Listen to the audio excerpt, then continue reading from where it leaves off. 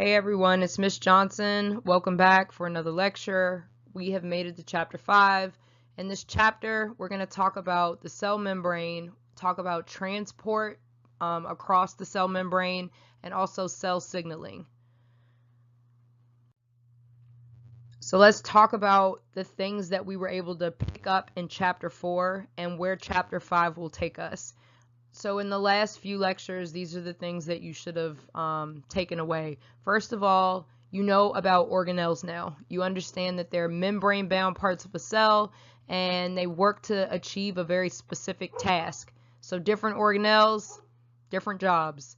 The second thing that you should know from chapter 4 is that the organelles are not independent of one another. They have to work together to achieve whatever goal it is that needs to be achieved. So it's important for them to be able to be cooperative, I guess, and work together in the cell. There's also a limit to how big a cell can get. So this is the third bullet point I'm covering now. And we kind of went through the idea of surface area to volume ratio. We didn't kind of go through it. We went through it when we did the cell races. My dog is barking. He won't shut up. Okay, so anyway, there's a limit to how large a cell can grow. Remember that surface area can increase, but volume also increases, and it doesn't do so at the same rate. The volume is going to increase exponentially. The growth of a surface area may just be like very linear. And then finally, we learned that not all cells have all of the organelles that we see in those model drawings or pictures. So certain cells have specific jobs. They may have one organelle in greater numbers than others. All right, so what are we going to cover? We're going to cover the following things. First, we got to talk about how important the cell membrane actually is. The fact that it's the entry and the exit point for every single thing that needs to come into the cell or leave the cell. It has to pass through the plasma membrane. It's like the doorway to your home. Or a classroom or doorway anywhere. Let you in, let you out, or you can get in and out that way. The next thing we're going to talk about is how complex the cell membrane actually is. So we already understand that it's made out of phospholipids, and the phospholipids are arranged in a way that we call them a phospholipid bilayer. There is a hydrophobic center because of those fatty acid chains that are attached to these phosphate group heads. But there are more things present in the membrane than just those. If you looked at the very last video about the cytoskeleton, you would have noticed something called the extracellular matrix, which gave you a picture of what that in-between looks like, and you got an idea of how the surface of a cell may actually appear, especially for like within that model. The third thing, we got to talk about the mechanisms by which the cell lets things in and out. So diffusion and osmosis, we'll cover that. And then finally, we're going to talk about how the cell membrane can communicate or signal nearby cells. Why would they be doing that? Well, it's usually to achieve some goal that's going to benefit the organism as a whole. So individually, these cells are doing a job. And it's important that each of them are able to work together correctly, kind of like the organelles. We're just like, you know, zooming out a little bit, or pulling back a little bit to see more, bigger picture. But yeah, they have to work together in order to achieve whatever it is they're trying to achieve for the entire organism. So let's hit it. All right, we're at the overview slide right now. Life at the edge is what they're calling this. They're really cool images that they have that go around this in the e-textbook, or if you have a regular textbook, you can see it there. So here's the deal. The plasma membrane, or the cell membrane, that is going to be the thing that separates the inside of the cell from the outside, or the extracellular matrix. It seems very like simple, and it almost sounds like, are you serious? Like, why are we actually even discussing this? But sometimes it is those simple things. We skip those nuances, and then we have no perspective, and then we get lost in facts. So just understanding that this one layer is the difference between letting food in or out.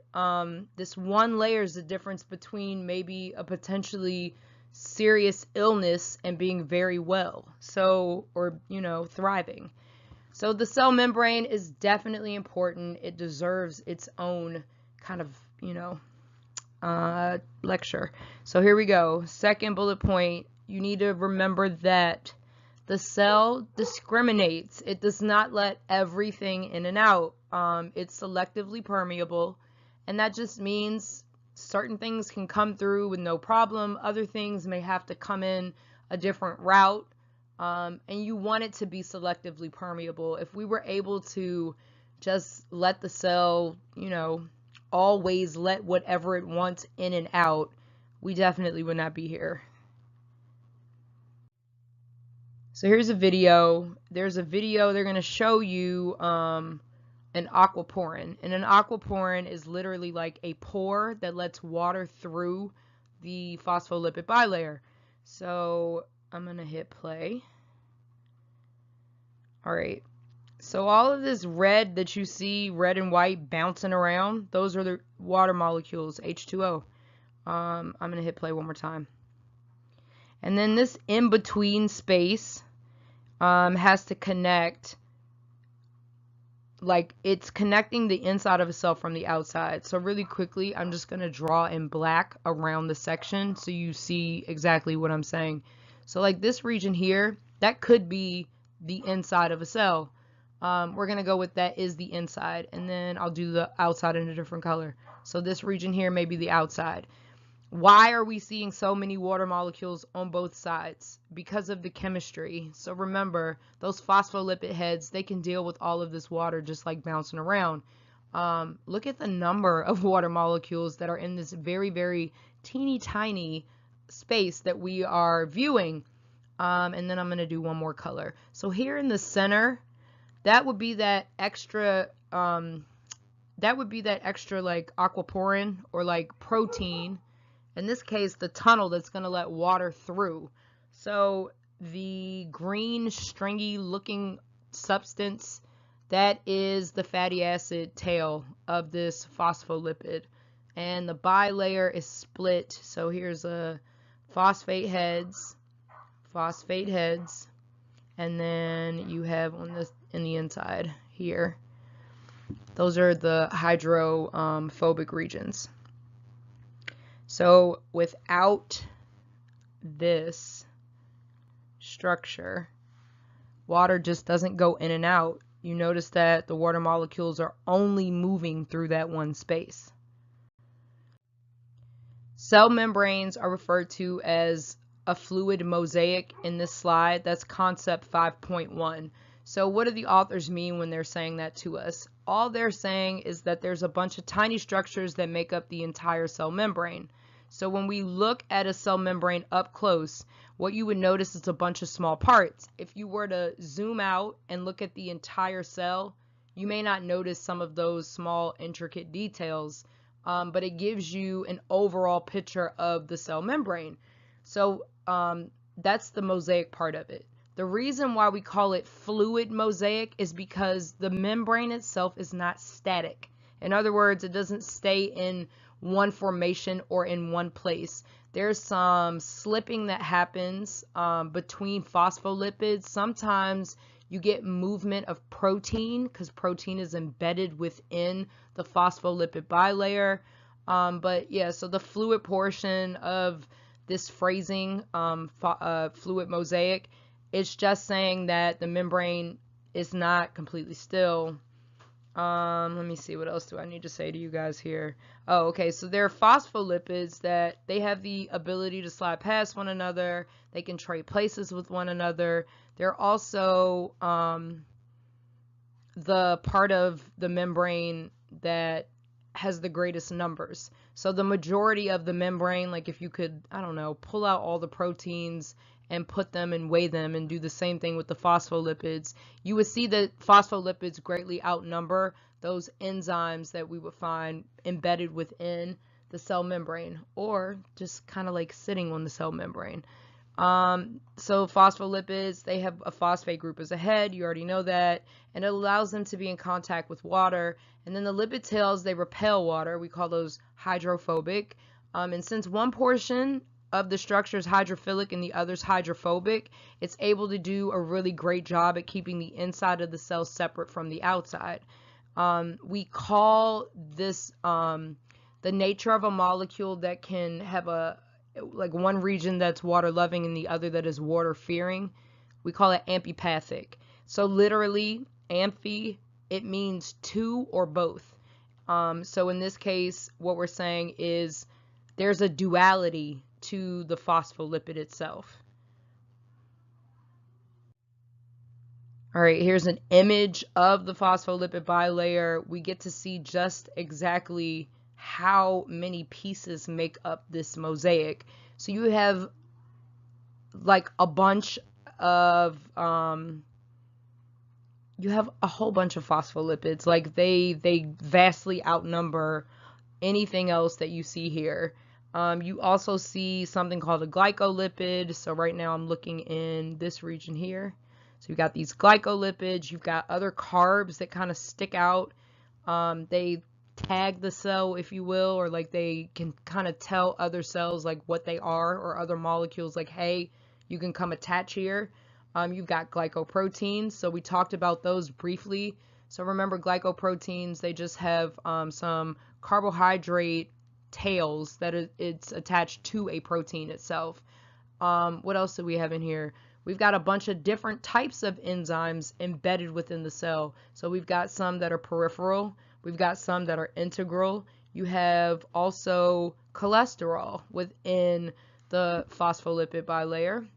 So all of these pieces, they need to be there. They're completely necessary. You have other fibers outside in the extracellular matrix. So this would be that microfilament, maybe some intermediate filaments, probably microtubules, and they make reference to microfilaments of the cytoskeleton down here.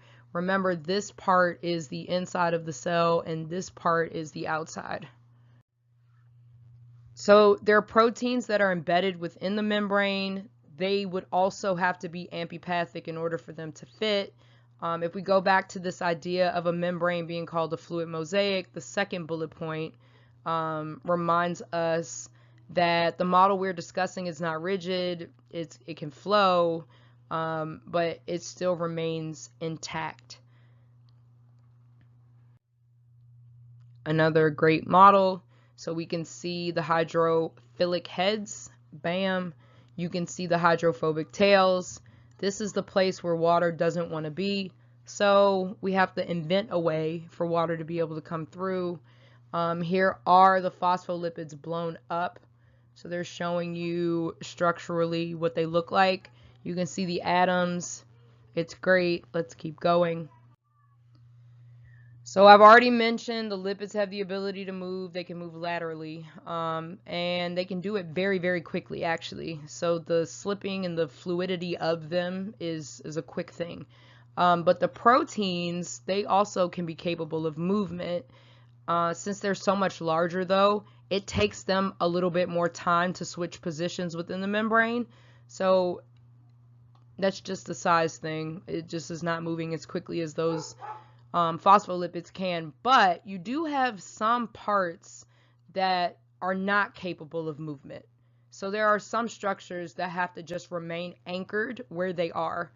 And so that's just how that happens. It doesn't matter about all the motion going on around some of these proteins, they are going to stay in place.